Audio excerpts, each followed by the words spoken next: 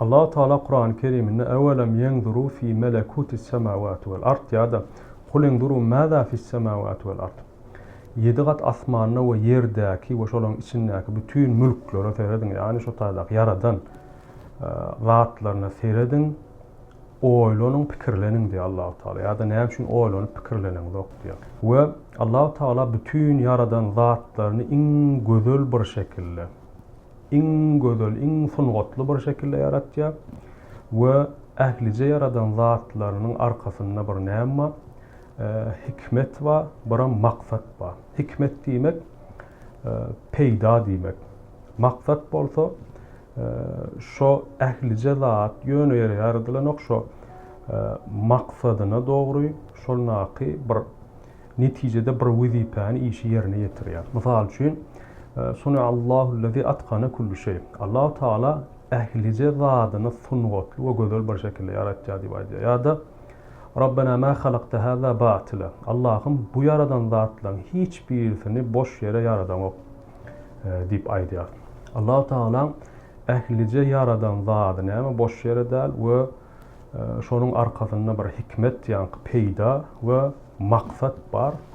O neticede. Misal için Allah Teala yaradan misal için atomunun zerresinden başlap insanın bedenindeki hücrelerini içenli, kanını içenli, sunkunu ve bütün bedendeki bütün varlıklarından başlap insanın ele alsak ve onun dışında bütün yaradılan zatları ve yıldızları içinde ehlicesinde bir hikmet, bir maksat var.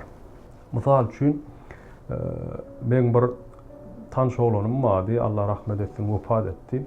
Vefat etme sebebi olsa şu hani ervet keselliği yani rak keseli uçuraptı ve şu vaat edil vefat etmeke öyne bir ziyaret ettik. Öyde yeköz oturdu ve karanlıkta oturdu yani. Benim hani bir çırağını yaksak yaktı da oturduk zat diysem bağışlan mena çırağını yaksam gözümü alıp geliyor bolar edipti. Çünkü şu keselden ön doktorlar ona kimyoterapi ediptirler ve bütün yani saçları, kirpikleri, kaşları, ehliceti dökülüp düşüptür.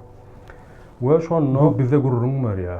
Hani Allah-u Teala'nın şu kirpiği gerek mi diyersiniz ya da şu kaşı gerek mi diyersiniz ama katı gerekli adeken çünkü şu kirpiğin bolmağını için ya şu çırağını yaksam diye edil günün gözüme düşüşü yağlak şu yani 150 wattlık lampacık gözümü alıp geliyor deyipti.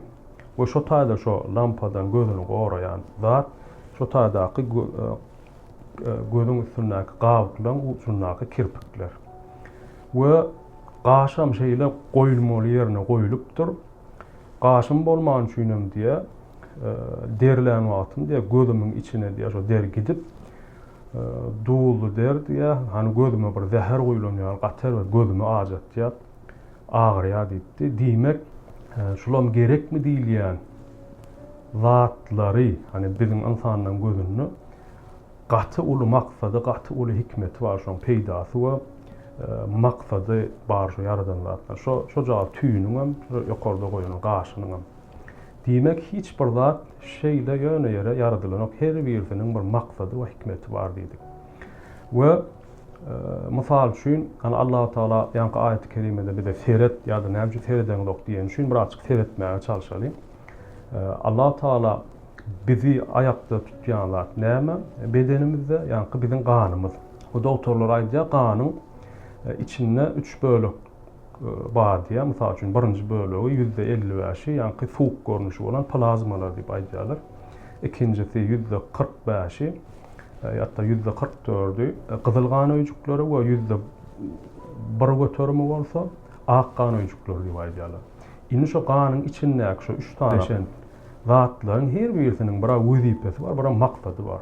Misal için %55'i soğuk görünüşü olan yankı plazmalar neyme diye bizim yiyen imitlerimizi ve şu imitlerimizdeki vitaminler ve peydalı minerallar bütün bedenimizdeki hücrelerini hemmesine dargadıp beriyor. Şolar öl imitlerini şolara yetirip beriyor. Kızıl kan öcüklerimiz olsa bizim havadan dem alayan kislorodumuzu bütün bizim mätäç yani bedenimizdeki hücrelerimizdäki mätäçlikleri ýene-de şo kislorodlary ertip berýär. Onuň wezipesi gyzylgan öýjükleri.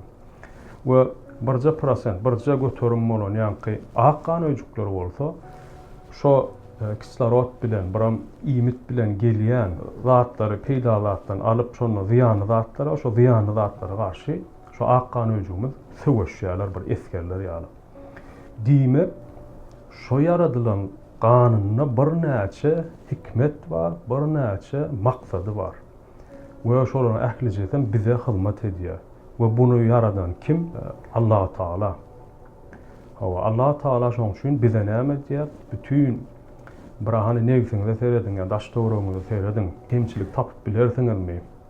Diýen ayatlaryny, şol aýatlary görüp şoň arkasyndaky Allah Taalanyň hikmet elini, kudret elini görmegimiz isleýär, o özüni tanap şoňa şükür etmegimizi, hamd etmegimizi, özüne ibadet etmegimizi isleýär.